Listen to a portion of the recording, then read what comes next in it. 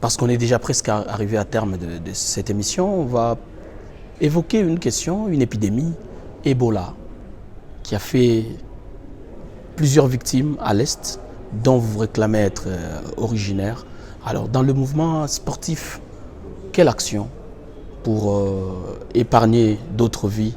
Parce que c'est vrai, aujourd'hui, on n'en parle presque plus, mais la menace, elle est encore là. La menace est encore là, elle est encore très visible, qu'on ne commence pas à nous distraire. Ebola est arrivé au Nord Kivu, il venait de la province orientale.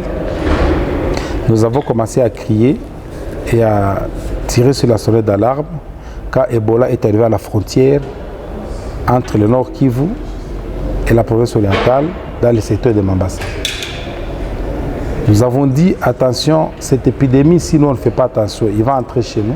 Nous connaissons nos faiblesses sur le plan d'hygiène, ça va nous décimer.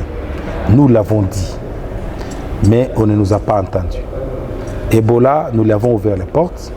Ebola est entré à Beni. D'abord à Wicha, et puis à Beni, il est allé s'installer à Butembo jusqu'aujourd'hui.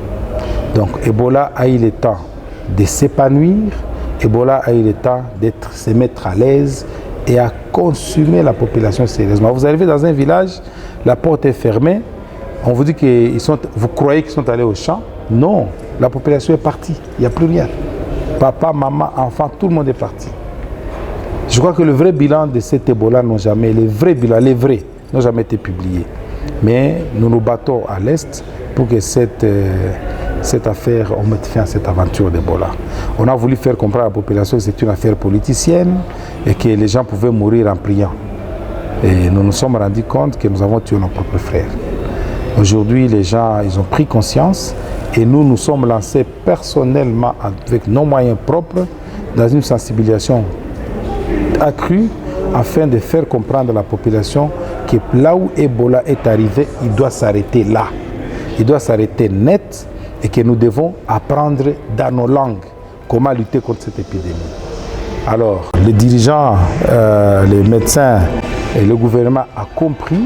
Je me rappelle que même le chef de l'État, même le docteur, ont dit laisser la population locale parler dans sa propre langue et les gens comprendront facilement les mesures à prendre pour que cette épidémie ne puisse pas s'élargir sur les rayons sur lesquels elle a été localisée.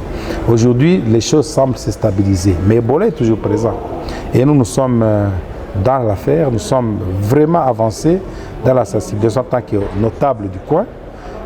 Nous avons des cellules qui travaillent à Beni, nous avons des cellules qui travaillent à Wicha, nous avons des cellules qui travaillent à Butembo, nous avons des cellules qui travaillent à Rutshuru, nous avons élargi dans les Walikale, dans les Massissi, dans les Kibirizi, à Nyanzale, à Goma, afin d'éviter que cette épidémie puisse décrocher d'un seul pas.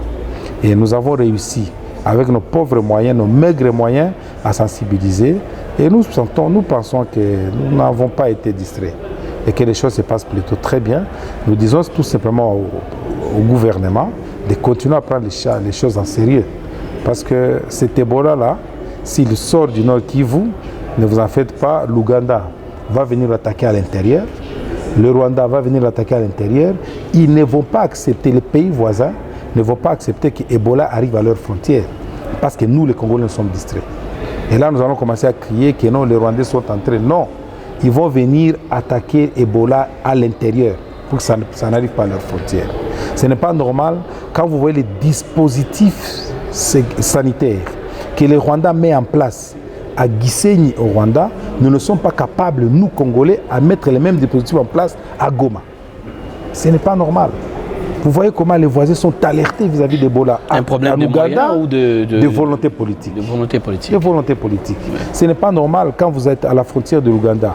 Vous voyez un arsenal de technologies déployées par les Ougandais et nous, du côté du Congo, on croit encore que les choses avancent normalement. Non, ça n'a pas de sens. Il faut prier. Il n'est pas normal de voir à la frontière à Kanyabayonga, à la frontière d'Ebola, aucune disposition.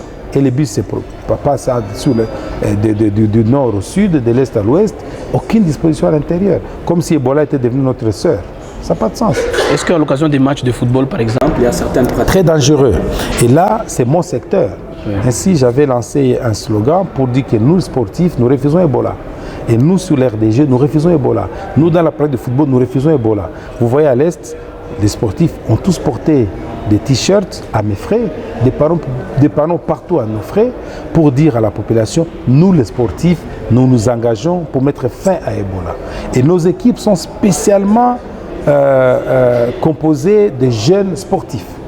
Nos équipes sur le terrain, qui sont en train de sensibiliser papa, maman, cousins, tontons, jeunes et vieux, afin d'éviter l'expansion d'Ebola, de respecter les mesures d'hygiène qui sont établies par la coordination nationale. Nous sommes sur le terrain et ne vous en faites pas, ça nous coûte des millions. Bon, on est... Et nous disons, les millions pour sauver une vie humaine. Ça vaut la peine. Ça vaut la peine. De croiser les bras et attendre la mort dans sa case. Ça n'a pas de sens. Président Théo, c'est vraiment la fin de cette émission. Peut-être qu'il y a une question que vous auriez souhaité qu'on vous pose. Non, je suis très honoré que je sois passé au Katanga, à Lubumbashi, et que j'ai dû intéresser une presse sérieuse sur ma route. Ça me fait plaisir d'être reçu sur votre plateau. Ça fait plaisir que vos auditeurs nous écoutent encore une fois après plusieurs années. Nous étions absents car occupés dans d'autres secteurs de la vie nationale. Ça fait plaisir de vivre encore cette ville que nous avons abandonnée depuis plus de 2 ans. Ça fait plaisir de saluer les journalistes Ignota. Je connais ce que vous avez enduré pendant un certain moment où injustement on vous a muselé. Aujourd'hui vous pouvez parler, vous pouvez dire, donner les nouvelles à la population. J'ai prié Dieu pour que pareil malheur ne vous arrive plus jamais et que dans ce pays, les gens soient libres, réellement libres, libres d'expression, dans leur expression, libres dans leur mouvement. Vous savez, on reconnaît la démocratie, la grande de la démocratie dans un pays quand le peuple est à l'aise. Merci beaucoup. Je vous souhaite bonne chance et bon vent. Bien, merci. C'était Théobald Binamungu, Théo pour les intimes, et qui est vice-président de la Fédération congolaise de football association, membre également d'une commission à la Confédération africaine de football, qui nous faisait l'honneur et l'amitié d'être avec nous sur ce plateau du sportif qui parle. Le prochain rendez-vous, c'est déjà la semaine prochaine, même heure, même chaîne. Portez-vous bien chez vous et au revoir.